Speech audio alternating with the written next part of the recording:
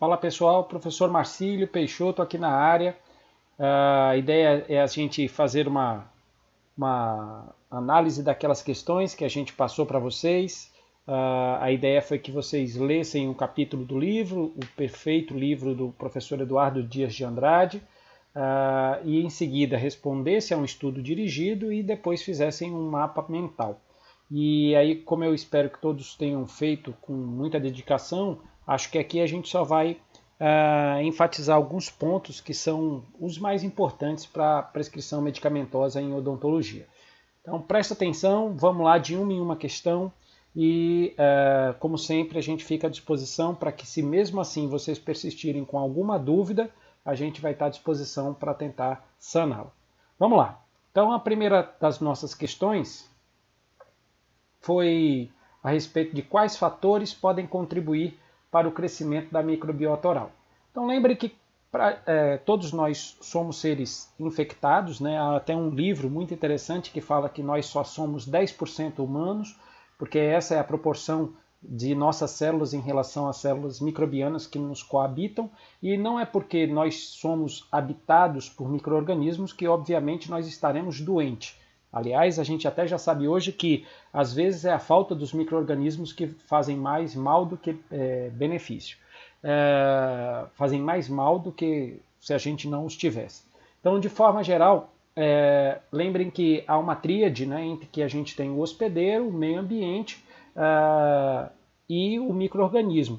Por isso, de forma geral, há um enovelamento de alguns desses fatores, como por exemplo, vão ajudar a composição da nossa microbiota oral a dieta, e aí todo mundo sabe a questão da dieta, que dependendo da sua característica, né, por exemplo, uma dieta cariogênica pode trazer muito mais micro-organismos patogênicos para a nossa cavidade oral, o microambiente, que pode ser favorecido por alterações, variações de normalidade, falta de dentes, excesso de dentes, né? Então aí já entra o outro lado da anatomia, né? Como é que esses elementos estão se comportando, a presença de algumas doenças e a atividade do nosso sistema imune. Então tudo é fiscalizado pelo nosso sistema imune e aí se nós tivermos uma boa tutela, estaremos com a nossa microbiota estável e não estaremos doentes. Doentes nós poderemos ficar quando há um desequilíbrio desses fatores entre o meio ambiente, entre o micro-organismo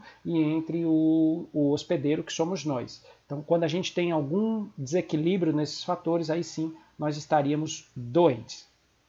A segunda questão foi sobre as infecções bacterianas, né, o porquê dessas infecções bacterianas da cavidade oral serem consideradas mistas em relação ao tipo microbiológico. É porque nós não temos um único tipo de patógeno nas nossas infecções. A maioria das infecções odontológicas elas são formadas por bactérias aeróbias gram-positivas e anaeróbias gram-negativas. Então, esse conjunto microbiano misto é que faz com que as infecções orais assumam características muito peculiares em relação às infecções que a gente tem no restante do nosso corpo. Então, por exemplo, uma infecção urinária normalmente é determinada por um tipo específico de patógeno. Uma amidalite é determinada por um tipo específico. Uma apendicite também. Enfim, uma tuberculose também. Portanto, a gente tem na cavidade oral uma condição mista de patógenos e isso gera uma certa dificuldade. E vai contribuir para que, se a gente não modifique o ambiente, realmente nós não consigamos fazer um tratamento 100% efetivo. Então, de forma geral, as nossas infecções são mistas e são causadas principalmente por aeróbios gram-positivos e anaeróbios gram-negativos. Quando a gente pensa em infecção fúngica, aí a coisa volta a ser mais ou menos o trivial. Nas infecções fúngicas, o agente causal mais comum é o agente Candida albicans. Esse é o mais comum dos patógenos fúngicos. Não estou dizendo que é o único. Existem vários outros patógenos, mas o mais comum é a Candida albicans. E do ponto de vista de vírus, né, uma série enorme de patologias virais, mas dentre as patologias a mais frequente que a gente vai encontrar no nosso consultório, como a gente está formando vocês para serem clínicos, a ideia principal é do vírus herpes simples. A terceira questão pergunta: quais são os fatores predisponentes capazes de estimular o surgimento de infecções bucais? Ora, então a gente tem todas aquelas condições que favorecem a manifestação de uma microbiota variável na nossa boca e talvez potencialmente patogênica, mas os dois fatores predisponentes são placa bacteriana e necrose do tecido pulpar. Placa bacteriana, ou melhor, como os microbiologistas preferem chamar, o biofilme dental, é um fator causal para uma série de patologias, principalmente a cárie e a doença periodontal, que são as doenças patogênicas mais comuns. E a cárie e também a doença periodontal podem envolver a necrose do tecido pulpar e, consequentemente, vejam que esses fatores eles se abraçam, eles se encontram, e isso faz com que as patologias bucais tenham causas muito parecidas e tratamentos muito parecidos. O tratamento odontológico em si, ele é um tratamento relativamente comum para as patologias, que apesar de diversas, têm basicamente a mesma evolução e, consequentemente, a mesma forma de tratamento. A quarta questão diz que muitos profissionais fazem profilaxia antibiótica por acharem estar intervindo na boca como em uma área contaminada. Realmente, a boca tem uma microbiota muito extensa, A gente tem uma quantidade de micro-organismos muito elevada, mas não quer dizer que ela está contaminada, porque se estar contaminada, ela estaria infectada. E uma boca, ela tem seus micro-organismos, mas não necessariamente está infectada. No entanto, esse procedimento é considerado irracional do ponto de vista terapêutico. E aí se pergunta, se pede, cite 3 situações clínicas em que não se recomenda o uso de profilaxia antibiótica, quando eu não preciso prevenir infecções, uma vez que o fato dela ter micro-organismo não caracteriza infecção. Seria a ausência de sinais de infecção. Então, uma boca saudável, ela tem a sua microbiota, ela está com vários micro-organismos presentes, mas não necessariamente ela está passando por uma infecção. Por isso, se não houver sinais de infecção, eu não preciso fazer nenhum tipo de prevenção com antimicrobiano. Pacientes imunocompetentes. Muitos de nós, até ao escovarmos os nossos dentes, nos machucamos com a nossa própria escovação. E nem por isso precisamos usar medicamentos antimicrobianos para resolver a pequena gengivite que pode ter aparecido naquela região, uma vez que ela é autolimitada, já que a maioria de nós somos imunocompetentes, temos um sistema imunológico capaz de nos recuperar daquela agressão. E também a gente não precisa fazer nenhum tipo de profilaxia para aquelas pessoas que não têm complicações infecciosas à distância, não tem perigo de ter complicações infecciosas à distância, como, por exemplo, acontece com o quadro de endocardite bacteriana, endocardite infecciosa. A endocardite acontece principalmente em pessoas que já tiveram problemas de endocardite prévio no coração ou algumas patologias congênitas. A gente vai falar disso mais lá na frente. Mas, de forma geral, o coração dessas pessoas apresenta rachaduras, ranhuras, que facilitam a fixação de micro-organismos que podem vir de vários locais, inclusive da cavidade oral. Mas aí eu preciso ter manipulado a cavidade oral, essa bactéria deve ter caído na corrente circulatória e ter assim migrado para o coração, que apresenta essas ranhuras, essas características patogênicas que fazem com que ele possa infectar. Mas se a pessoa não tem isso, e na verdade quase ninguém tem essa propensão, é muito mais raro de se encontrar uma pessoa com essa propensão do que encontrar pessoas normais, então nós não precisamos. Por isso é exagero de muitas pessoas achar que o fármaco antimicrobiano vai resolver os seus problemas. Na verdade, uma cadeia asséptica é feita com cuidados na nossa esterilização, na nossa asepsia e antisepsia. Ou seja, a gente precisa manter o ambiente do consultório odontológico em uma situação de limpeza tal e também manter os tecidos do nosso paciente prévio ao nosso atendimento com uma certa característica para que a gente evite a maior parte dos problemas. Nenhum antimicrobiano, nenhum antibiótico é capaz de resolver um problema que foi gerado por uma falta de uma boa esterilização. Então se liga nessa informação que é extremamente importante. O que a gente precisa de verdade é ter uma cadeia asséptica. e isso repercute no nosso consultório em si, nos nossos equipamentos em si e no trato que a gente vai fazer no paciente quando ele chega ao nosso consultório, não ao que a gente vai prescrevê-lo do ponto de vista de medicamento de ação sistêmica. A quinta questão diz que, em casos de infecções bacterianas instaladas, qual a principal conduta clínica que deve ser almejada pelo cirurgião dentista? Pessoal, essa talvez seja uma das principais questões que a gente tem a abordar. O tratamento das infecções odontológicas precisam do cirurgião dentista. É a mão do cirurgião dentista a grande responsável pela cura dos processos infecciosos que nós temos em boca. Por isso, remover a causa, ou seja, restaurar um dente que está com uma lesão cariosa, promover uma realização de um canal para um dente que está com pulpite, fazer a exodontia de um dente que apresenta um abscesso, drenar um abscesso, tudo isso é mais importante do que a utilização de um fármaco antimicrobiano. Os antimicrobianos são medicamentos acessórios, são adjuvantes do nosso tratamento. Por isso, lembrem sempre, vocês, como cirurgiões dentistas, são os responsáveis principais para a cura da infecção, removendo a sua causa. Apenas em algumas situações, como por exemplo infecções fúngicas e infecções virais, nós não temos como remover causas na maioria das vezes. Nas infecções fúngicas, às vezes, a gente pode remover fazendo adaptações e higienizações melhores na prótese dos pacientes. Mas, de uma forma geral, nas infecções fúngicas e infecções virais, sim, o medicamento assume um papel de destaque. Mas nas infecções bacterianas, lembrem, é a mão do cirurgião dentista que faz todo o diferencial com a conduta adequada e a remoção da causa patológica. A sexta questão diz que o uso exclusivo de antibacterianos, ela pergunta, né? O uso exclusivo de antibacterianos é eficaz em casos de periodontites crônicas, pulpites infecciosas ou abscessos gengivais ou dentoalveolares? E a resposta é não. O uso exclusivo não resolve. Eu não vou ser capaz de remover a causa utilizando o medicamento antimicrobiano. Então a resposta primeiro é não. E por quê? Porque ele não é capaz de remover a causa em si. Como a gente falou anteriormente na questão número 5, esses fármacos são auxiliares na terapêutica das infecções.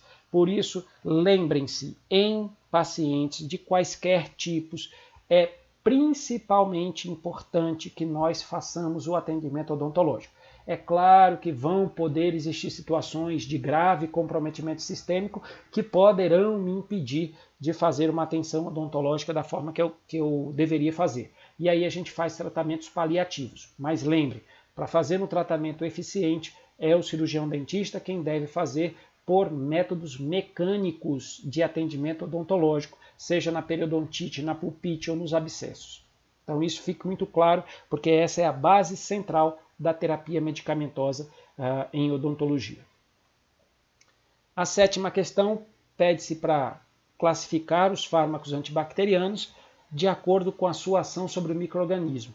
Então a gente só tem duas formas de classificação quanto à ação.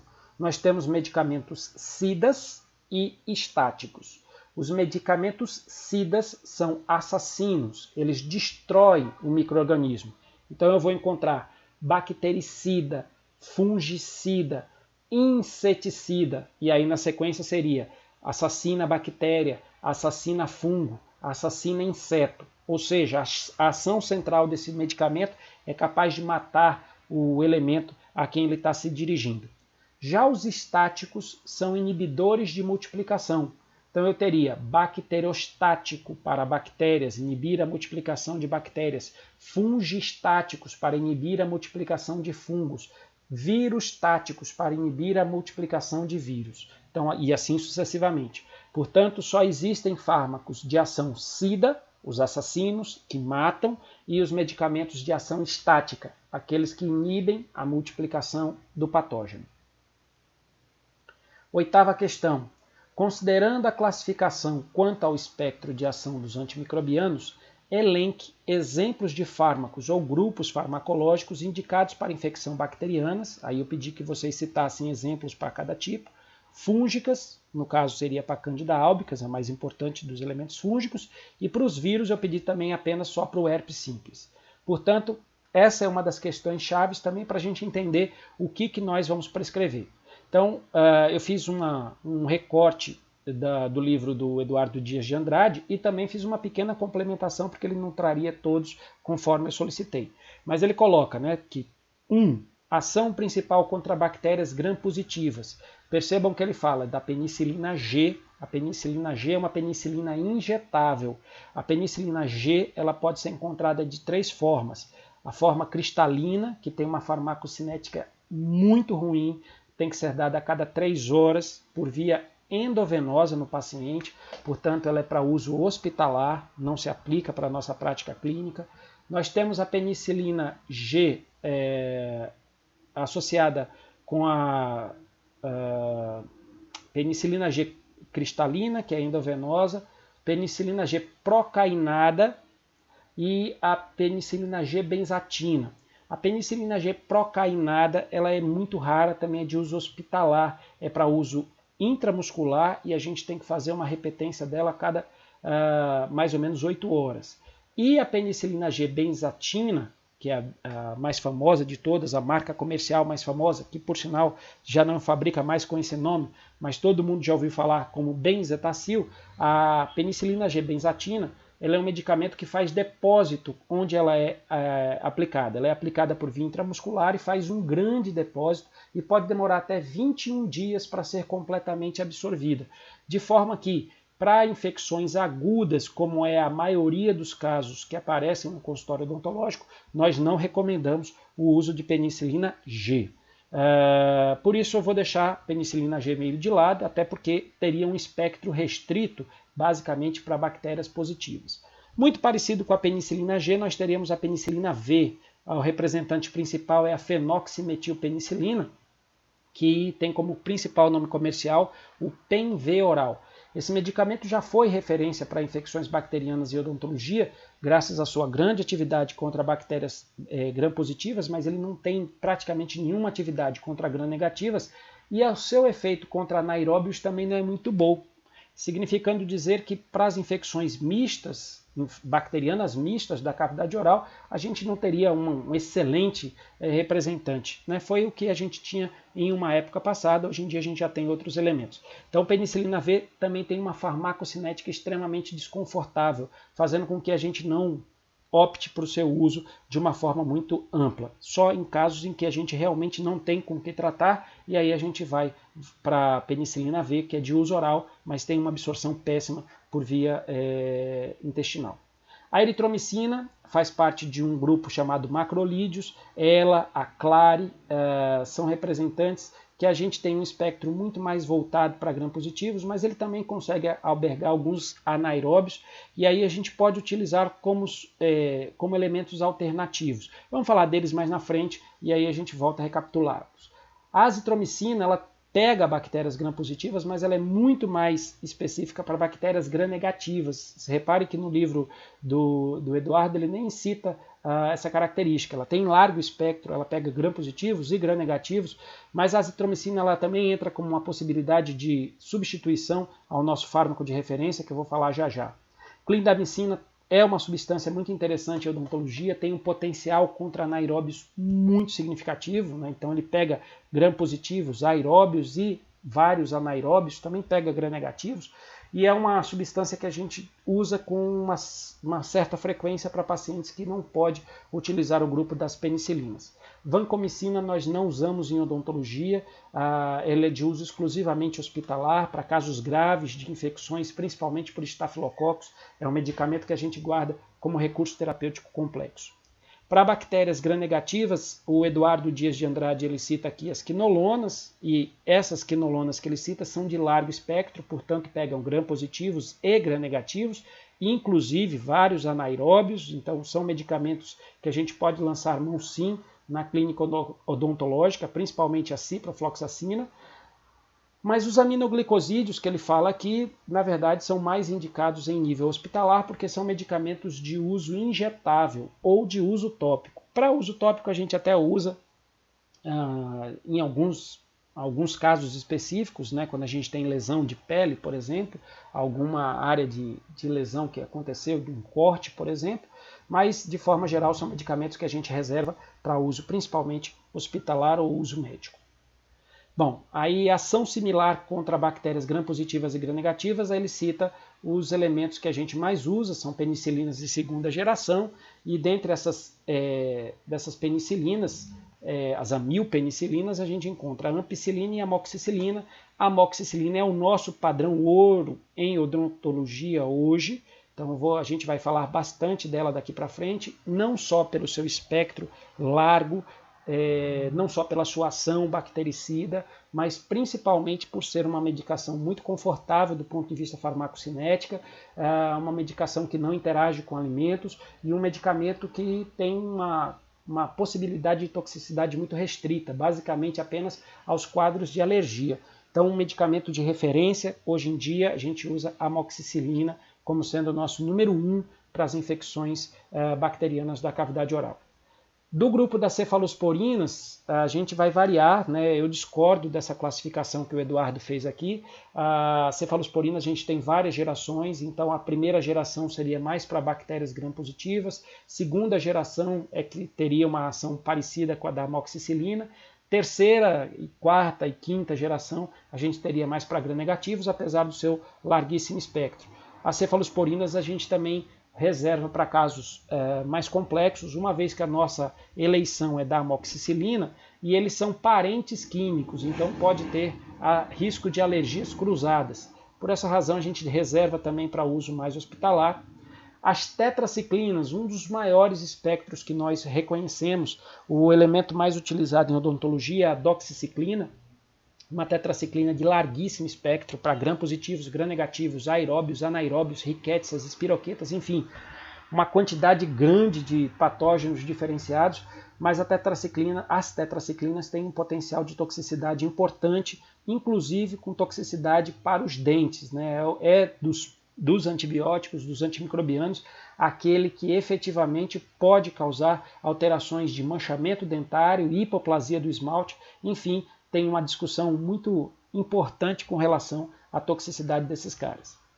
Bom, o quarto grupo aqui ele colocou contra bactérias anaeróbias, aí vejam aí as penicilinas, eu destacaria dentro das penicilinas as aminopenicilinas, olha aqui a clindamicina, como a gente já falou, as tetraciclinas, que a gente falou que são os maiores espectros conhecidos, e aí eu destaco esse antiparasitário, chamado metronidazol, ele é antiparasitário, ele é um antiprotozoário, mas ele tem uma eficácia muito grande contra bactérias anaeróbias de boca. E a sua ação bactericida contra anaeróbios faz com que ele seja um fármaco que a gente pode ter uma utilização clínica importante, principalmente relacionada aos tratamentos periodontais. Então fica aí a dica, guardem o metronidazol como elemento de espectro estreito, porque ele pega bactérias anaeróbias, mais especificamente para a odontologia, mas ele pode potencializar a ação de outros fármacos e essa ação anaerobicida dele realmente é de grande destaque. Quinto grupo ele coloca contra as espiroquetas. Espiroquetas eu destacaria aqui, né, os casos de sífilis, mas em odontologia realmente os tratamentos para sífilis acabam sendo feitos ou pelo estomatologista ou até o estomatologista normalmente encaminha para o pessoal da infectologia para que faça o tratamento. É uma doença sexualmente transmissível e aí a gente tem aqui a recomendação, mas de forma geral não faz parte do nosso universo diário. A ação sobre fungos, a gente tem aí a nistatina, um fármaco que é ainda bastante utilizado, a gente vai falar dele mais lá na frente, com as suas características peculiares. A anfotericina B, o antifúngico dos antifúngicos, quer dizer, um recurso terapêutico que a gente usa em nível hospitalar, de extrema toxicidade e que a gente teria que usar com muita cautela, então não faz parte da rotina diária do cirurgião dentista. O cetoconazol, que pode ser usado por usos tópico ou sistêmico, mas que tem uma série de toxicidades que a gente acaba evitando o seu uso. O itraconazol, um potentíssimo antifúngico que a gente também segura um pouquinho para não usar em situações quaisquer, em situações mais vulgares, preferindo o outro triazólico, que seria o fluconazol, que a gente vai voltar a falar mais lá na frente. Aqui no grupo 7 seriam os micro-organismos mais diferentes, não fazem parte da prática rotineira do cirurgião dentista, as rickétsias, como as zoonoses transmitidas por pombos, os micoplasmas, as clamídias, que fazem infecção urinária na maioria das vezes, as micobactérias, como a micobactéria lepra e a micobactéria Hansen, que causa a lepra hanseníase, e a Mycobacterium tuberculosis, o bacilo de Koch, causador da tuberculose. E aí o Eduardo ele só cita aqui tetraciclinas e clonafenicol, mas essa lista seria muito grande, entraria aqui rifampicina, entraria aqui o etambutol, isoniazida, enfim, teria uma série muito grande de medicamentos que não fazem parte da rotina do cirurgião dentista, uma vez que essas infecções são sistêmicas e mais raras, talvez só o estomatologista, de uma forma não muito frequente, faria a utilização desses produtos. E aqui a gente teria sobre os vírus, essa foi uma coisa que eu acrescentei, né? Faltava aí falar sobre os vírus, e a gente acrescentou o aciclovir como sendo a referência. Existem outros medicamentos antivirais, mas a gente vai falar muito do aciclovir por conta da sua eficácia e da sua segurança para o tratamento do herpes simples. Então essa foi a 8ª questão, uma questão extremamente importante também, porque diz quem é que a gente vai falar nas próximas questões. Questão número 9 é assim: considerando a classificação pelo mecanismo de ação dos antibacterianos, qual a característica de um antibiótico ideal? Primeiro, não existe antibiótico ideal, mas o ideal seria aquele que tivesse a máxima toxicidade seletiva para o patógeno e nenhuma toxicidade para o hospedeiro. Esse seria o ideal, aquele cara que não faria nenhum efeito colateral e fosse capaz de atingir o patógeno de uma forma muito potente, de uma forma muito forte. Não existe. Infelizmente, a gente tem que se adaptar fazendo uso racional, usando dentro dos nossos limites posológicos para a gente não explorar a toxicidade para o organismo humano. 10ª questão: por que os fármacos que afetam a parede celular bacteriana são, via de regra, seguros para o organismo humano? Porque a parede celular bacteriana é exclusivo das bactérias. Nossas células não têm parede celular. E aí, como ele é um alvo terapêutico exclusivo do micro-organismo, a gente acaba tendo uma toxicidade seletiva muito maior para o micro-organismo do que para o hospedeiro humano. Resultado, a gente tem muito mais segurança. A amoxicilina faz parte desse grupo que atinge a parede celular bacteriana. Mas não é por isso que eles não deixam de ser tóxicos. Infelizmente, não existe o medicamento ideal. A amoxicilina ela pode causar um risco de toxicidade por alergia relativamente significante. Então a gente tem aí uma quantidade importante de pessoas que são alérgicas, mais ou menos 7% da população mundial tem alergia às penicilinas. A amoxicilina é uma penicilina e aí por isso a gente corre o risco de ter toxicidade sim. Sem contar também que todo antimicrobiano causa disbiose. A gente tem uma questão sobre isso. Ele afeta a nossa flora microbiológica, principalmente a intestinal. E isso também pode trazer uma série de consequências. Provavelmente quem já tomou um antimicrobiano sabe muito bem do risco desse produto causar diarreia como um efeito colateral muito comum. 11ª. Explique, com base no mecanismo de ação dos fármacos que atuam sobre a parede bacteriana, por que esses fármacos são bactericidas. A parede bacteriana reforça a membrana das bactérias. A parede bacteriana segura a pressão osmótica de dentro da bactéria. Se eu destruo a parede bacteriana, a célula bacteriana explode. Ela sofre plasmólise por conta da sua pressão osmótica interna, que é muito elevada. Então, por essa razão, como a célula morre diretamente, a gente diz que os fármacos que atuam sobre a parede bacteriana, como é o caso das penicilinas, dentre elas a amoxicilina, a gente tem uma ação bactericida. 12. Cite um exemplo de fármaco para cada um dos grupos de antibacterianos capazes de interferir com a síntese proteica bacteriana. Eu só citei aqui aqueles caras que são os mais comuns dentro da prática odontológica. Então, para aquele grupo que causa alteração da síntese proteica, nós teríamos o grupo tetraciclinas, lincosamidas, macrolídeos, azalídeos. Aí eu saí citando aqui, dentro das tetraciclinas, a doxiciclina, dentro das lincosamidas, a clindamicina, dentro dos macrolídeos, a eritromicina e a roxi, teria aqui também a claritromicina, dentro dos azalídeos, a azitromicina. E aqueles que afetam a formação das proteínas, causando proteínas defeituosas, também são bactericidas, portanto, porque elas são tão monstruosas que a célula bacteriana morre, a gente destaca os aminoglicosídeos, e aí eu coloquei aqui os 3 mais comuns: a gentamicina, de uso exclusivamente injetável, neomicina, de uso exclusivamente tópico, e a tobramicina, que pode ser usada por via injetável, parenteral ou por via tópica. Esses são os representantes de elementos que afetam a síntese proteica bacteriana. 13. O que pode justificar a maior toxicidade das tetraciclinas em relação às penicilinas? A gente já viu que as penicilinas atuam exclusivamente sobre a parede bacteriana e a parede bacteriana é exclusivo de bactéria. Então, a toxicidade seletiva é maior. Já as tetraciclinas, reparem aqui que ela tem um mecanismo de ação que interfere com o funcionamento do ribossomo. Como ela interfere no ribossomo 30S, na fração 30S do ribossomo, que é de bactéria, mas também interfere com a fração 40S, que é dos mamíferos, a gente não tem uma toxicidade muito seletiva das tetraciclinas, resultando, portanto, num risco de toxicidade muito maior das tetraciclinas do que em relação às penicilinas.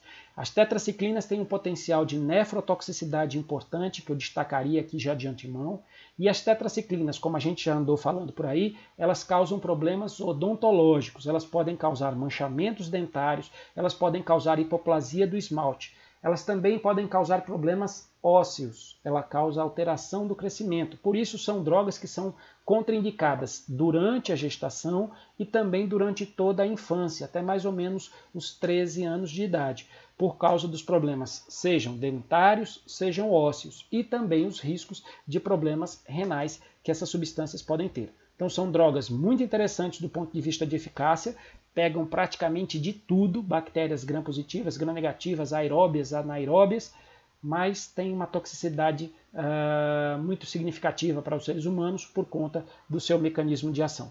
Por isso não são referências para a odontologia, como são as penicilinas, que além de ter uma baixa toxicidade, tem uma eficácia muito grande para as bactérias que coabitam a boca e que podem causar patologia. As aeróbias gram-positivas e as anaeróbias gram-negativas. 14. O que explica a menor toxicidade da azitromicina em relação à tetraciclina? Então, em relação à tetraciclina, a gente acabou de falar. Ela pega o ribossomo, a fração 30 e a fração 40S. 30S é da bactéria, 40S é do ser humano, então ela tem uma toxicidade maior. Já a azitromicina tem um mecanismo de ação que é exclusivo sobre a fração 50S. A fração 50S é exclusiva de bactéria, portanto a toxicidade seletiva é maior, né, em relação à azitromicina, ou seja, ela é mais seletiva para atingir bactéria do que atingir seres humanos. Mas o uso desenfreado tem apresentado aí um monte de gente alérgico à azitromicina. Na verdade, alérgico a um grupo grande de macrolídeos e azalídeos, porque o cara que é alérgico à azitromicina vai ser virtualmente alérgico à roxi, à eritromicina, à claritromicina ou vice-versa. Portanto, o uso desenfreado é o que tem causado o maior problema, né? Na verdade, quando a gente usa com racionalidade, o risco de toxicidade da maioria desses produtos é bastante moderado e a gente teria uma grande segurança na sua utilização. 15. Qual o mecanismo de ação do metronidazol e da ciprofloxacina?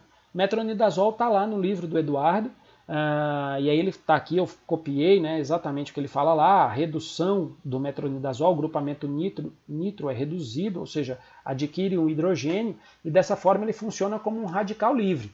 E radical livre se liga com qualquer coisa, mas principalmente se liga com o DNA, nesse caso o DNA da célula bacteriana. Por isso a ação dele é extremamente deletéria, só que é uma ação restrita, o espectro de ação é reduzido para bactérias anaeróbias, a ação bactericida sobre anaeróbios. Por isso que o metronidazol, muito frequentemente, ele faz parte de terapias combinadas. Vocês vão ver muito isso na periodontia, fazendo a combinação do metronidazol, explorando esse seu efeito bactericida sobre anaeróbios, utilizando, por exemplo, em conjunto com a amoxicilina. Já as quinolonas, que também tem largo espectro, né, a partir da sua segunda geração, como é o caso da que a gente mais usa em odontologia, a ciprofloxacina. Aliás, a ciprofloxacina é um medicamento muito interessante contra o Aggregate Bacter Actinomyceta mycomitas, né, o famoso AA, e a ciprofloxacina tem ganho um espaço, né, em relação à odontologia por conta da maior progressão de doenças periodontais crônicas. Mas, de forma geral, a gente deveria guardá-la como um recurso terapêutico para se chegar em casos de problema. Não é um recurso para o dia a dia, ela tem outras indicações. Aliás, saiu recentemente a proibição pela União Europeia de produtos quinolonicos, por conta da sua toxicidade. Esses medicamentos são extremamente tóxicos, principalmente quando são associados com anti-inflamatórios. Há um risco de neurotoxicidade, há um risco de ruptura de tendões quando eles são associados com anti-inflamatórios. E como em odontologia, para a gente dar conforto ao paciente, a gente normalmente utiliza o anti-inflamatório para as infecções agudas, né? A gente utiliza o anti-inflamatório para acalmar a sintomatologia e o antimicrobiano para debelar a infecção, a gente normalmente tem esse problema com relação a essa interação e a gente acaba não podendo fazê-la em relação à ciprofloxacina. Por isso, medicamento muito interessante, mas que a gente tem que usar com extrema cautela, para idoso nem pensar, né, completamente contraindicado por conta desse risco dos seus efeitos adversos. Bom, esse cara inibe, esses caras, né, um grupo grande, inibe a DNA-girase e isso faz também com que eles tenham uma ação bactericida. A DNA-girase é uma enzima que, como o próprio nome já diz, acomoda a molécula de DNA, né, faz o seu enovelamento e a gente inibindo essa enzima, o DNA fica frouxo, né, ele fica aberto e aí ele não cabe dentro da célula bacteriana, ela acaba explodindo, por isso uma ação bactericida. 16. Defina o que é concentração inibitória mínima. Basicamente, a definição já está aí, né? A concentração inibitória mínima capaz de inibir crescimento de micro-organismos. E aí a gente pede a sua importância para a definição da posologia. Bom, a gente usa a concentração inibitória mínima junto de outros índices, de outros fatores, para a gente calcular as posologias. Felizmente, esses indicadores, esses índices, incluindo a concentração inibitória mínima, já foram estabelecidos e já constam das bulas profissionais dos medicamentos. Então, quando a gente faz o uso específico de um produto, quando eu falo que esse aqui é para usar 500 miligramas a cada 8 horas, é porque a gente já estabeleceu isso, já foi posto pela bibliografia, pela literatura, e a gente faz o uso visando já atingir não só a concentração inibitória mínima, mas também a concentração plasmática eficiente, a biodisponibilidade, as taxas de depuração, enfim, vários fatores relacionados ao que a gente chama de farmacocinética e farmacodinâmica clínica. Essa parte que faz com que a gente estabeleça a posologia. Para quem não lembra, posologia, logia, estudo, poso é dose, é o estabelecimento da dose. Assim, a concentração inibitória mínima é um dos indicativos que a gente usa para esse estabelecimento. 17. O que é o efeito pós-biótico ou efeito pós-antibiótico, EPA, EPA. O efeito pós-biótico ou pós-antibiótico nada mais é do que a persistência do efeito mesmo depois da remoção do fármaco. Eu chamaria atenção para o grupo dos macrolídeos e dos azalídeos. Esses caras têm um efeito pós-biótico muito significativo. E, vocês terem ideia, a gente, por exemplo, usa uma média de 3 dias de tratamento com azitromicina, mas o efeito pós-biótico pode chegar a persistir por mais 7 dias, fazendo com que a gente alcance até 10 dias, né, de efeito como um todo daquele fármaco, mesmo depois dele ser retirado. Isso é muito bom, mas vejam que pode trazer também um lado ruim, né? Por exemplo, se a pessoa for alérgica, entenda que esse processo alérgico vai demorar por conta desse efeito de acúmulo no nosso organismo, né? Por exemplo, a azitromicina, que tem esse fantástico efeito pós-biótico, ela tem uma grande possibilidade de fazer ligação pegar uma carona dentro dos leucócitos. Ela faz uma concentração intraleucocitária.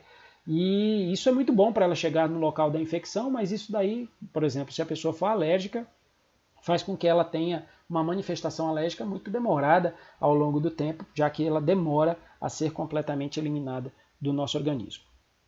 A 18ª pergunta: como os antibacterianos provocam disbiose? Disbiose é o nome bonito para a gente dizer que houve um desequilíbrio dos nossos ecossistemas, um desequilíbrio da nossa microbiota ou do nosso microbioma bacteriano. É muito comum a gente ter disbioses intestinais, por isso é muito comum o sujeito apresentar diarreias quando faz uso de antimicrobiano. Mas, por exemplo, em mulheres pode acontecer disbiose vaginal, e a mulher pode desenvolver candidíase, uma infecção fúngica, por conta da disbiose vaginal causada pelo uso de um antibacteriano. Esse é um tema extremamente inovador e importante que tem crescido na atualidade. Então, para a gente evitar que aconteça essa disbiose, é muito comum hoje em dia a gente se preocupar com ela e fazer o uso de medicamentos probióticos, medicamentos que são compostos com bactérias do bem, bactérias intestinais do bem, bactérias que teoricamente mantêm o nosso equilíbrio biológico, nossa homeostasia. Então a gente repõe a flora bacteriana com o uso de um probiótico. Esses probióticos precisam se alimentar e o alimento dos probióticos, dessas bactérias do bem, a gente chama de pré-biótico. Então, alguns oligosacarídeos, por exemplo, funcionam muito bem como pré-bióticos. Quando eu faço a junção do probiótico com o pré-biótico, eu produzo um simbiótico. Então, na maior parte das vezes, em odontologia, a gente recomenda a utilização de um simbiótico, um produto que misture probióticos, bactérias do bem, mais pré-bióticos, o alimento dessas bactérias, alguns oligosacarídeos que vão nutrir essas bactérias. Isso daí sempre visando a manutenção do estado de equilíbrio dinâmico do paciente. Essa é a ideia principal.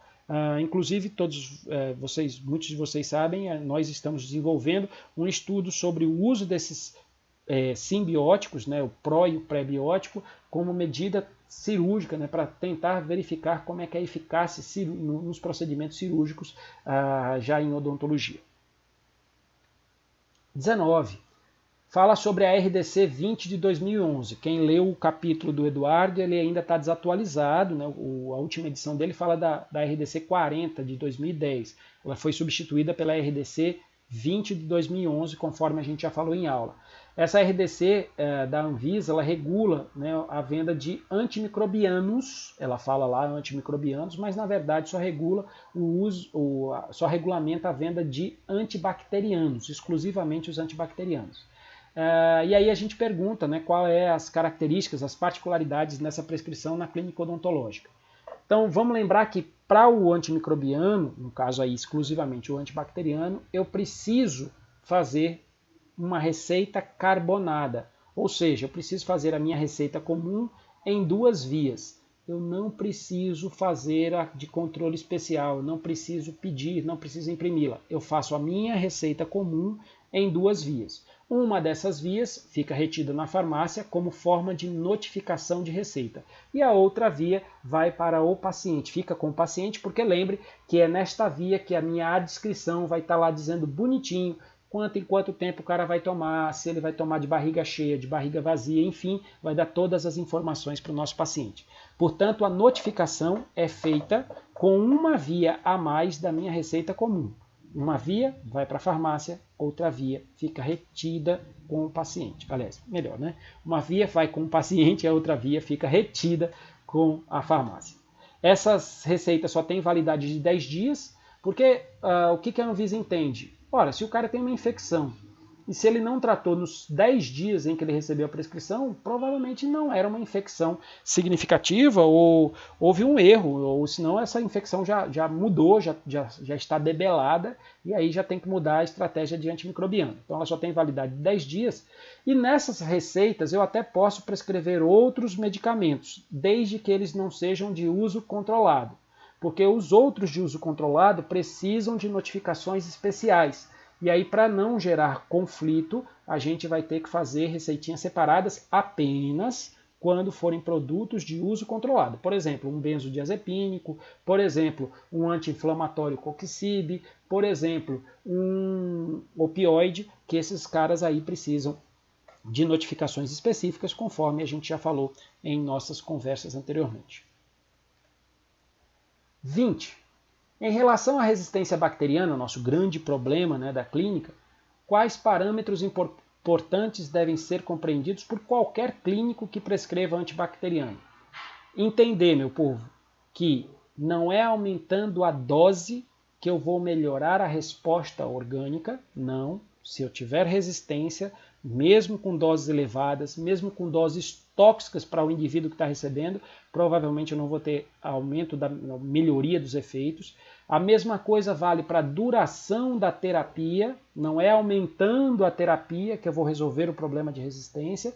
E o que eu tenho que prestar muita atenção é com a taxa com que as bactérias se tornam resistentes, ou seja, com o risco da pressão seletiva. Então, quanto menos eu expuser um organismo a medicamento antimicrobiano, melhor, porque aí vou estar expondo sua microbiota menos quantidade de antimicrobiano e vou estar expondo menos as minhas armas. Por isso, tem que me preocupar sim com a taxa com que as outras pessoas estão produzindo bactérias resistentes. E por que as outras pessoas fazem isso? Por causa do uso irracional. Prescrições exageradas, prescrições desnecessárias. O sujeito chega com uma virose e aí recebe a prescrição de um antibacteriano. E aí, para que o antibacteriano? Esse antibacteriano vai modificar a flora e modificando a flora bacteriana vai poder causar resistência. E a resistência, né, a gente pode adquirir depois uma bactéria que já é naturalmente resistente, por isso esse é um perigo para a humanidade. Devemos fazer o uso de prescrições racionais, evitar ao máximo a prescrição do antibacteriano, não estou dizendo para não prescrever, mas é evitar de forma irresponsável, de forma ignorante, como a gente vai ver nas questões subsequentes. 21. Por que as resistências bacterianas intrínsecas, que são aquelas que são naturais, não causam graves riscos à terapêutica medicamentosa em odontologia? Ora, porque essa daí a gente já sabe. As resistências intrínsecas, as naturais, elas já foram caracterizadas na literatura. Então eu sei, por exemplo, que os micoplasmas que causam infecção urinária, por exemplo, eles não respondem à penicilina, porque penicilina atua sobre a parede bacteriana e o micoplasma é um serzinho que não tem parede bacteriana. Essa é uma resistência natural, já é constante. Eu sei que Pseudomonas, que é gram-negativo, é uma bactéria que não responde à penicilina G, mesmo que seja injetada por via endovenosa. Eu já sei, isso já foi posto, a literatura já reconhece. Então essa não nos causa um grande risco, porque a gente conhecendo, a gente já consegue evitar. Problemas são aquelas que são adquiridas, as não naturais. Porque na adquirida, a gente até ontem o medicamento ele é capaz de fazer uma eficácia adequada. Aí de repente, a partir de hoje, a bactéria sofre uma modificação, uma mutação, e essa modificação é capaz de fazer com que ela passe a ser resistente. Então essa daí a gente não sabe, essa daí se cria, essa daí acontece. E a gente muitas vezes só descobre quando a gente está fazendo uso clínico do medicamento já direto no paciente. Então, para evitá-la, uso racional. A ideia do uso racional é sempre a parte que vai sempre nos proteger. 22. Como o cirurgião dentista pode contribuir para minimizar a resistência bacteriana? Bom, é fazendo uso racional. Então vejo aqui o que o Eduardo Dias de Andrade ele fala assim, né? O uso indiscriminado, irresponsável e ignorante de antibióticos, terapêutica ou profilaticamente, humano ou veterinário, esse uso veterinário é um absurdo, porque em alguns lugares, como os Estados Unidos, eles têm criações maciças de animais em ambientes muito pequenos, e aí para que os animais não se infectem com as fezes uns dos outros, eles entopem de antimicrobiano e isso expõe as bactérias que começam a fazer mutação e essa mutação ela acaba repercutindo, né, ela pode ser transmitida por herança para os outros micro-organismos. Eu sempre também falo muito sobre higienizar as nossas mãos, por exemplo, com sabões digermantes, né, aqueles sabões que têm efeito antimicrobiano. Ora, O próprio sabão, pela sua característica natural, ele já tem, pela sua característica de composição, sua característica anfipática, ele já é um detergente, ele já solubiliza a membrana plasmática, o capsídeo de alguns vírus, então por si só ele já consegue ter um poder de germante importante, mas as pessoas colocam antimicrobianos incorporados que matam até 99,9% das bactérias, e aí a gente pergunta, para que a gente está modificando a flora, e toda vez que a gente modifica a flora, a gente acaba tendo mais riscos do que benefícios. Portanto, o que a gente faz para evitar? Uso racional de medicamentos. É bater na tecla sempre, é seguir aquele passo a passo, fazer um bom diagnóstico, fazer uma boa seleção do medicamento, fazer uma boa prescrição, enfim, seguir todos os 6 passos do uso racional dos medicamentos. 23. Destaque aspectos farmacológicos, aí eu pedi aqui um pouquinho de tudo, relevante dos seguintes fármacos antibacterianos. Então você que é o aluno inteligente, você não vai se limitar a essas informações que a gente está passando e nem tampouco ao livro do Eduardo. Você que é inteligente vai pegar as bulas profissionais de cada um desses medicamentos e vai detalhar esses aspectos farmacocinéticos, farmacodinâmicos, posológicos, de contraindicação, de precaução, de tudo, inclusive já antecipando as nossas próximas conversas. Se pode para gestante, se pode para lactante, se pode no idoso, se pode para o paciente hepatopata, nefropata, diabético, tudo isso tem nas bulas profissionais. E aí todo mundo que é meu aluno sabe, a bula profissional você encontra na página do Bulário da Anvisa. Clica no Bulário da Anvisa, coloca o nome do medicamento, vai aparecer 2 opções, a bula do paciente e a bula profissional. E a sugestão é que você faça pelo uso da bula profissional, uma vez que você está estudando para ser profissional de saúde. Olha essas informações e eu garanto que você vai ser diferenciado do ponto de vista de farmacologia. Então vamos falar de forma geral, né, com relação ao nosso padrão ouro. O padrão ouro é a amoxicilina. A amoxicilina é padrão ouro porque tem uma excelente eficácia para os micro-organismos que acometem a cavidade oral.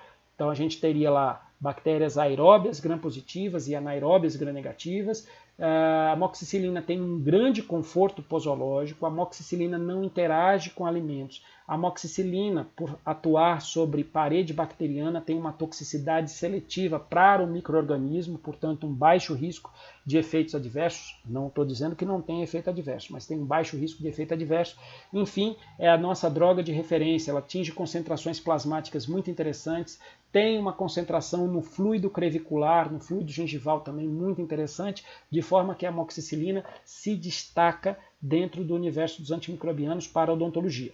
Pode ser que daqui a alguns anos, infelizmente, por conta da resistência, a gente pare de ter a possibilidade de usar a amoxicilina, mas por hora é ela que é a nossa campeã, nosso número 1, nosso fármaco de eleição para a maioria dos patógenos. Quando é que a gente normalmente abandona a amoxicilina?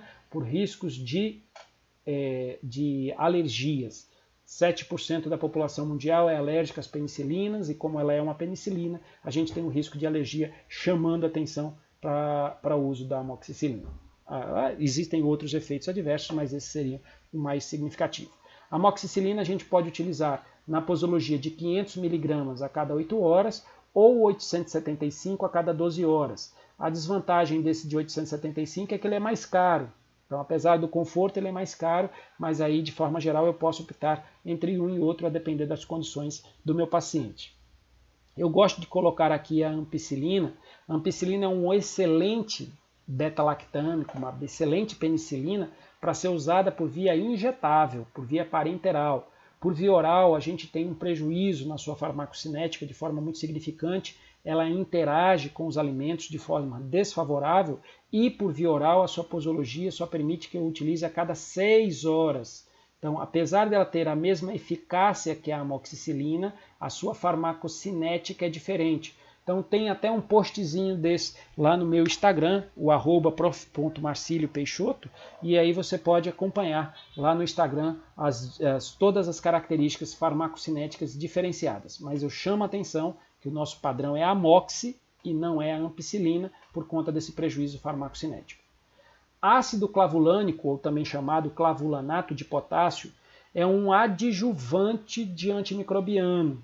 Ele é um cara que não tem nenhum espectro antimicrobiano.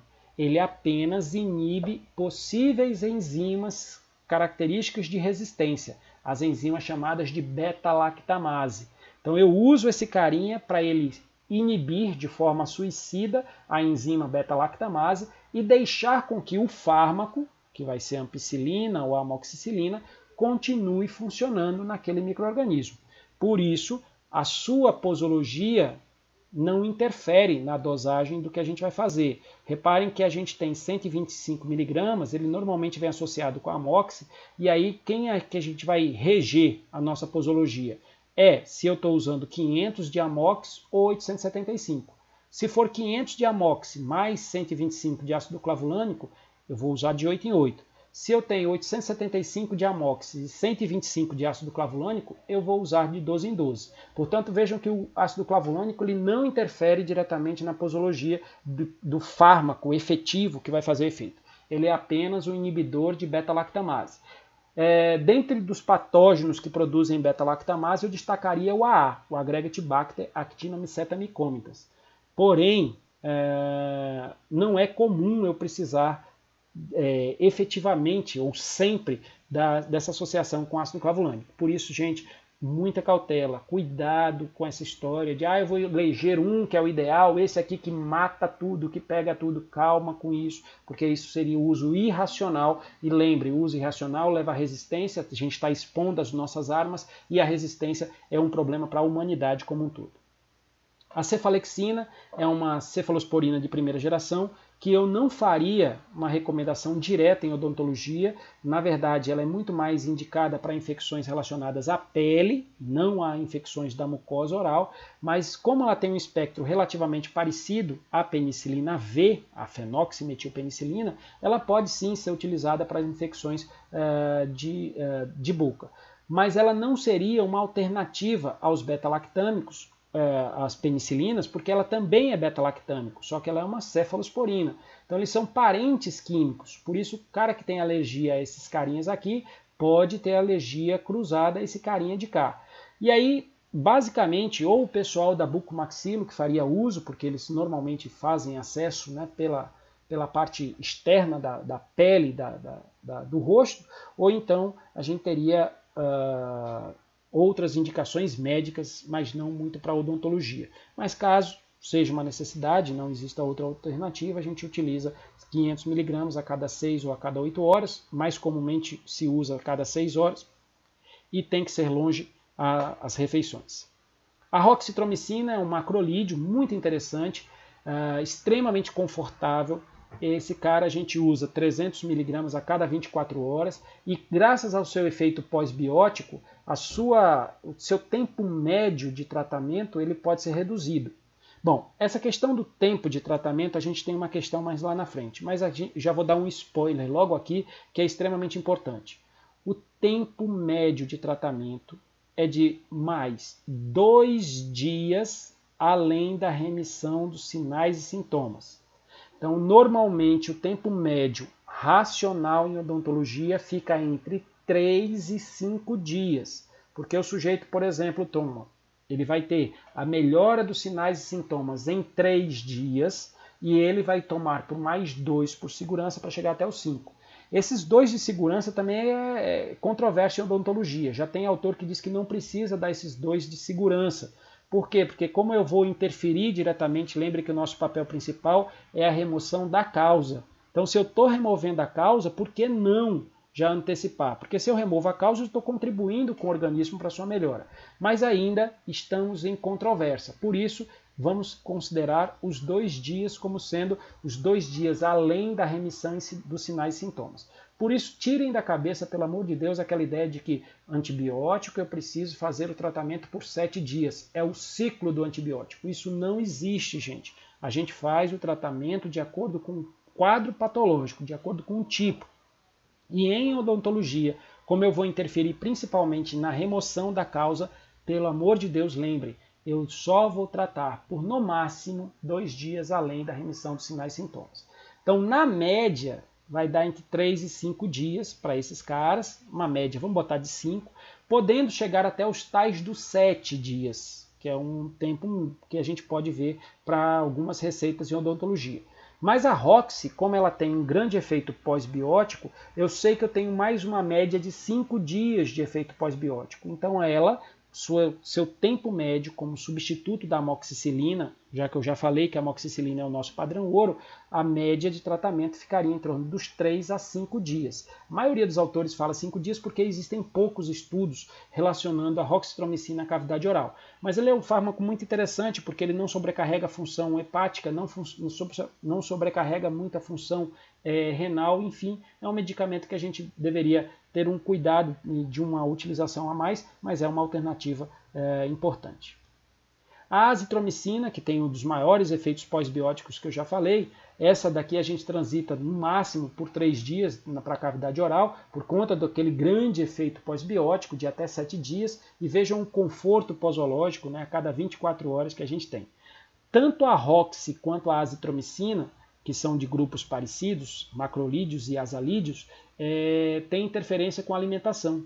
Então, como a gente só precisa tomar uma vez por dia, a dica é dê antes do café da manhã. O paciente vai ter uma forma muito mais confortável de fazer a utilização, porque antes do café da manhã ele estará de jejum, né? Só se ele for assaltar a geladeira de noite, mas antes do café da manhã ele estará de jejum e fará a utilização sem problema do medicamento. Só que tem que lembrar que é a cada 24 horas, não é uma vez ao dia, de 24 em 24 horas. Ou seja, se ele vai tomar de manhãzinha antes do café da manhã, que seja às 7 horas da manhã. Qual é o tempo que ele pode comer depois? Bom, depois ele pode comer depois de meia hora. E se eu quiser, desculpa, errei, ele estando de jejum, vamos recapitular, ele estando de jejum, ele vai tomar a medicação de jejum e vai poder comer depois de meia hora. Agora, se ele tiver de barriguinha cheia, para tomar a medicação que interage com o alimento, só depois de 2 horas, no mínimo. Então, depois de 2 horas, no mínimo, se ele tiver de barriga cheia, ou 30 minutos antes da refeição. Clindamicina é um medicamento que vem ganhando muita fama em odontologia, mas é um medicamento muito importante para causar desbiose. Então eu chamaria atenção, todos os outros causam, todos, mas a clindamicina tem um risco muito grande de selecionar um micro-organismo resistente a ela chamado Clostridium difficile. E esse cara causa um tipo de colite, a colite pseudomembranosa, que pode ser potencialmente muito séria. Por isso, o cuidado para evitar desbiose com a clindamicina tem que ser muito grande. E aí a minha sugestão de vocês utilizarem um simbiótico. Né? Vou dizer aqui alguns nomes comerciais para facilitar. A gente tem o Lactofoz, o Symbiofoz, o Symbioflora, são todos medicamentos que podem fazer essa reposição. No mínimo, peça para o sujeito usar leites fermentados, como o Yakult, né, por exemplo, ou então o que a gente tem visto aparecer, a gente já está vendo agora aparecer o kefir, que é um produto feito, elaborado, né, que pode ser em água ou em leite, ou então o kombucha.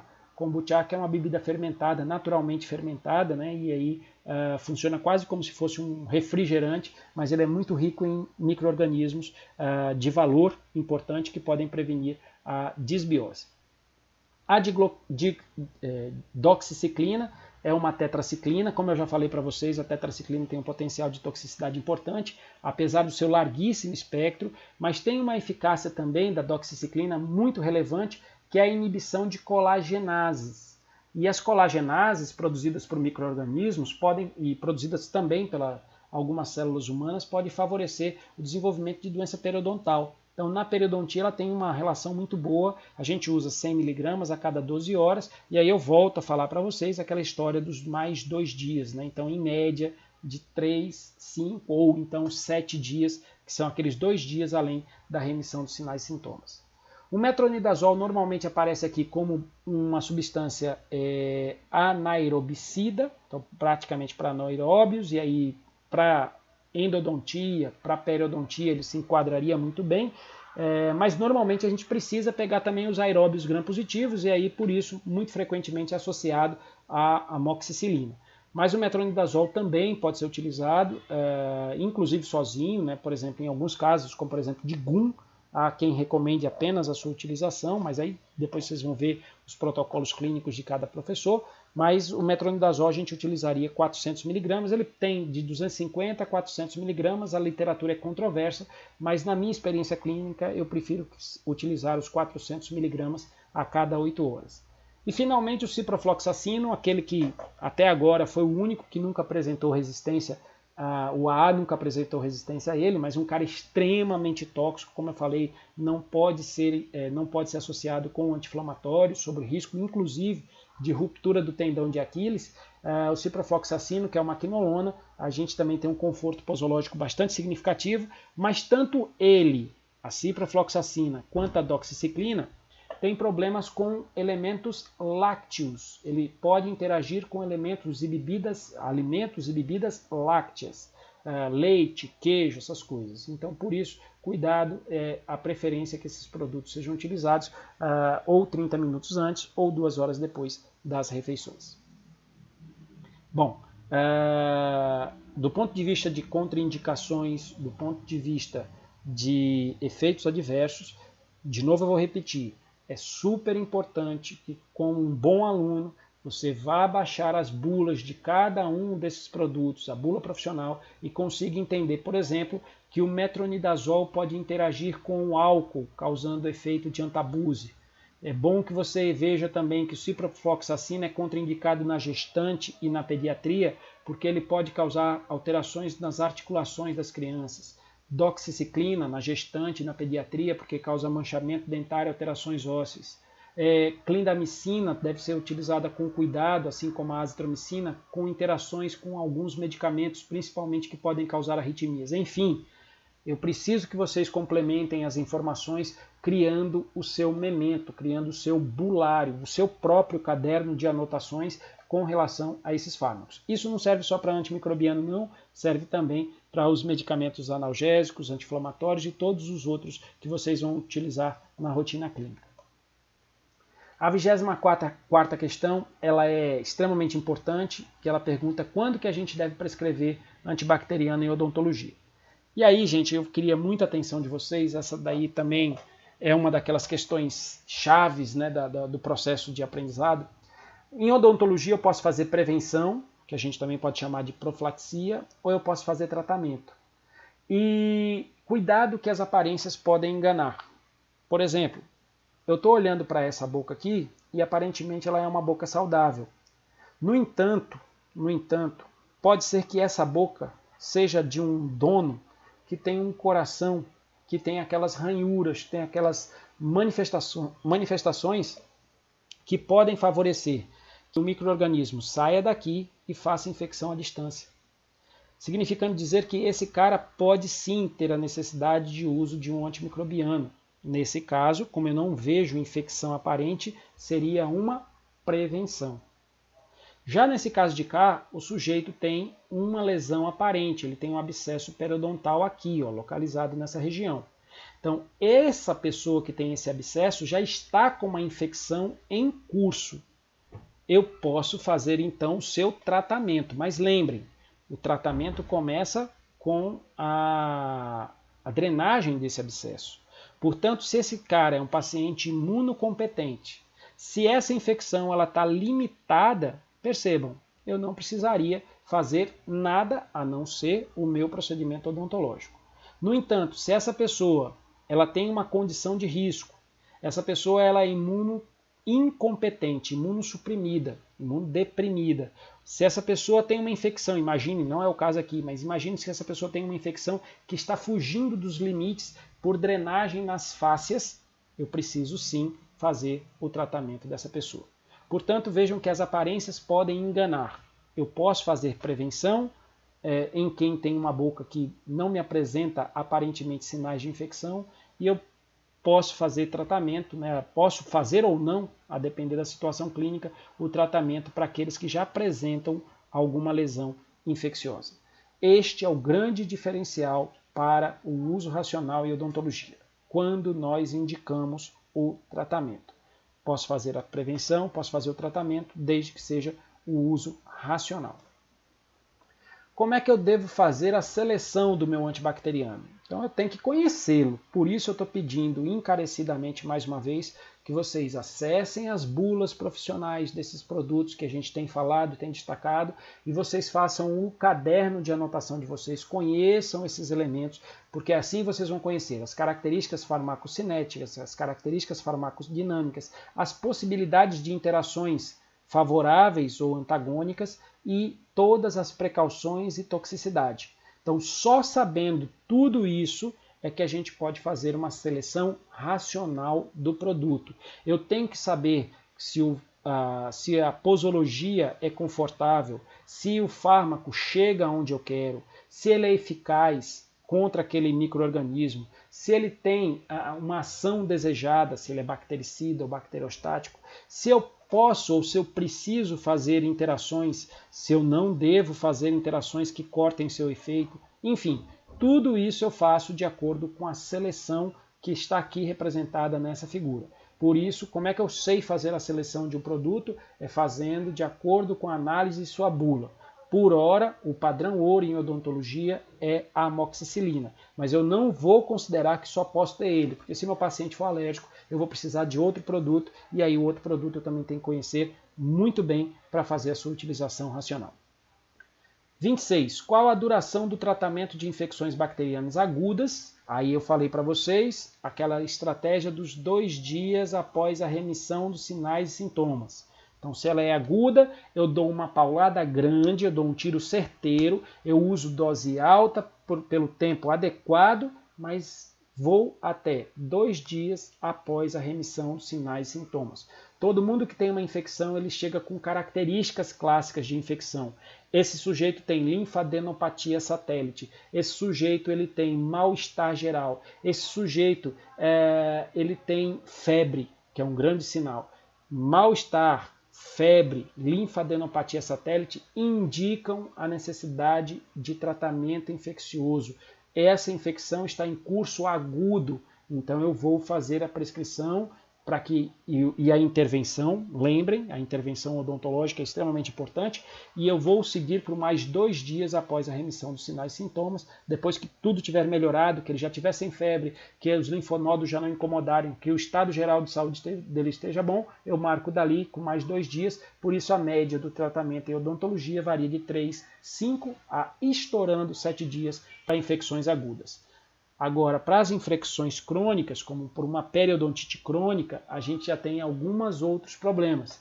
Então, o problema da periodontite crônica é o habitat, né, que está colocado naquela boca. Então, não só a manipulação exaustiva por parte do profissional, mas o tratamento coadjuvante com medicamento. E aí, a depender do fármaco, por exemplo, o metronidazol posso chegar aos 10, aos 14 dias. A doxiciclina posso chegar até aos 21 dias. Então, as infecções crônicas tem uma tendência um pouco maior, né? São mais difíceis da gente tratar do ponto de vista de tempo. Já as agudas, que é o que mais chega no nosso consultório, é só lembrar, ela vai ter uma duração de 3 a 5, no máximo 7 dias, que é o que a gente faz. 2 dias após a remissão dos sinais e sintomas. 27. Elenque os principais fatores capazes de interferir na terapia de antibacterianos em odontologia. Então aí, isso eu peguei do livrinho do Eduardo, então está lá dizendo, né, a difusão do fármaco no sítio da infecção, a gente tem sempre uma certa dificuldade para o medicamento chegar, principalmente em áreas de abscesso, o grau de ligação às proteínas plasmáticas, né, por exemplo, tem paciente que produz muita, tem paciente que produz pouco, o diabético tem mais, o paciente hepático tem menos, então a gente vai ter uma ligação variável, o tamanho do inóloco, né, a congregação de micro-organismos naquela região, ou então a possibilidade da gente ter um corpo estranho naquela região para dificultar o acesso do produto. Então lembra, eu tenho que colocar minha mão de profissional da odontologia.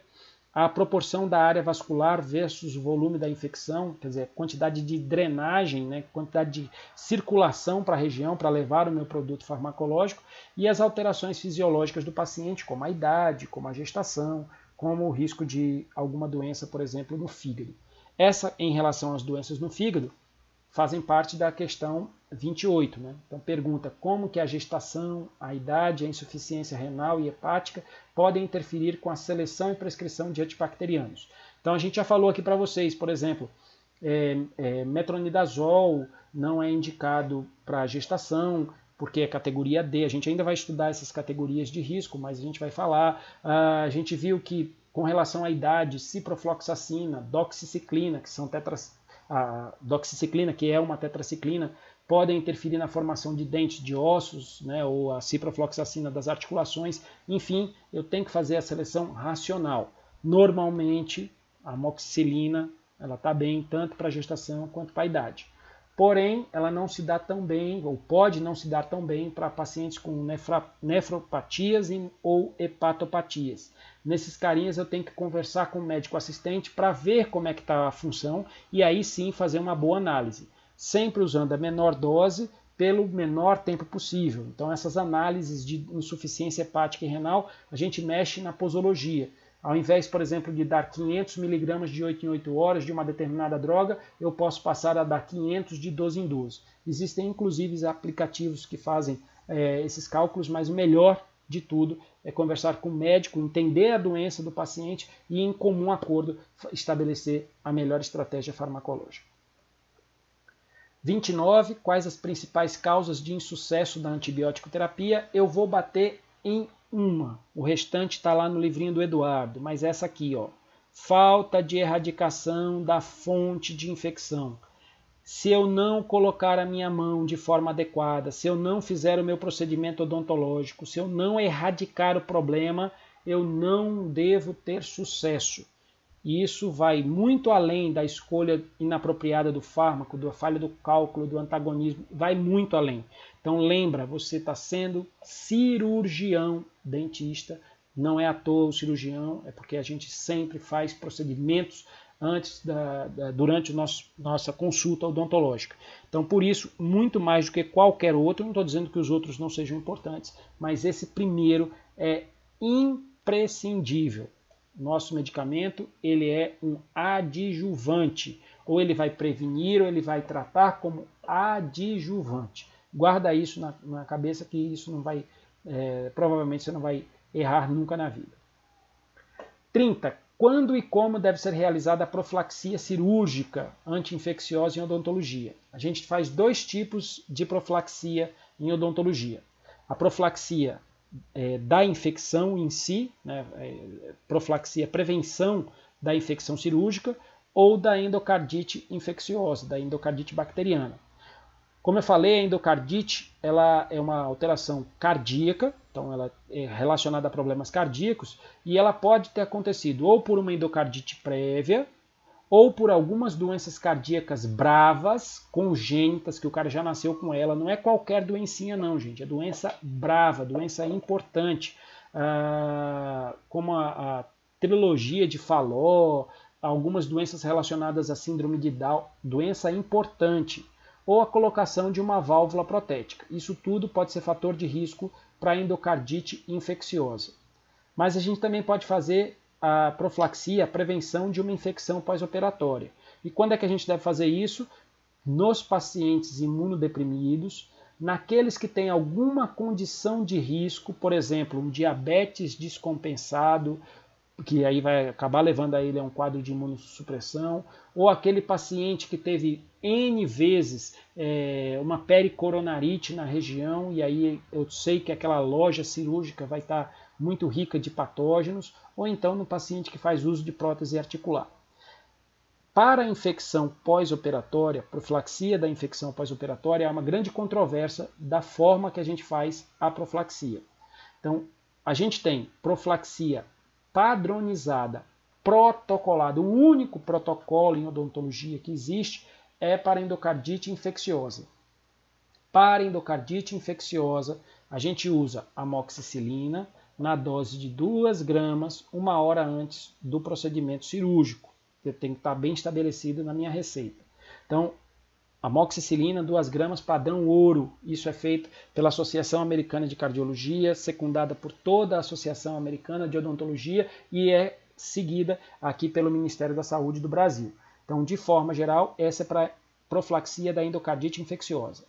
Para a profilaxia da infecção cirúrgica, hoje se recomenda apenas 1 grama, 1 hora antes. Então, para endocardite bacteriana, está aqui, 2 gramas. Para profilaxia da infecção pós-cirúrgica, 1 grama apenas. Essa é a diferença que a gente faz, ok? Bom, e se o cara for alérgico? Bom, se for alérgico, a gente pode lançar mão da clindamicina. Vejam, clindamicina no tratamento, 300 miligramas de 6 em 6 ou de 8 em 8. Eu uso 2 comprimidos de clindamicina, eu faço 600 miligramas e pronto, 1 hora antes. Lembrando, é amoxi ou clindamicina, não é para usar tudo junto não, pelo amor de Deus. Amoxi é o padrão ouro, clindamicina é um fármaco acessório. Assim como é acessório a azitromicina. Então, se o cara é alérgico à amoxicilina, eu posso recorrer à azitromicina.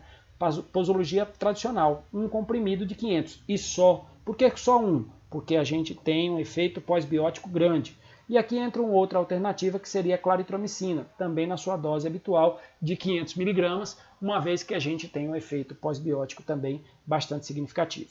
Então, essas seriam as indicações tanto para a profilaxia da endocardite bacteriana quanto da profilaxia da infecção pós-operatória. A única mudança aqui é que a amoxicilina na profilaxia da infecção pós-cirúrgica é apenas 1 grama 1 hora antes. 31. Destaque os aspectos farmacológicos relevantes dos fármacos antifúngicos e aí, vou pedir mais uma vez, entra no bulário da Anvisa, baixa as bulas profissionais desses produtos. A gente tem 3 indicações, 2 que são de uso tópico.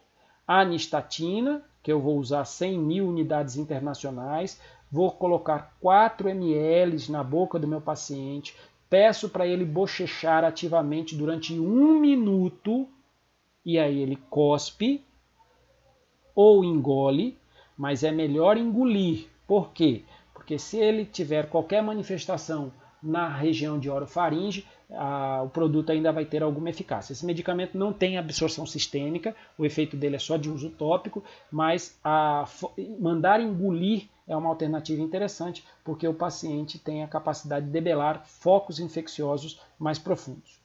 Bom, então essa seria uma recomendação. A outra recomendação seria o miconazol. O miconazol já é um gel.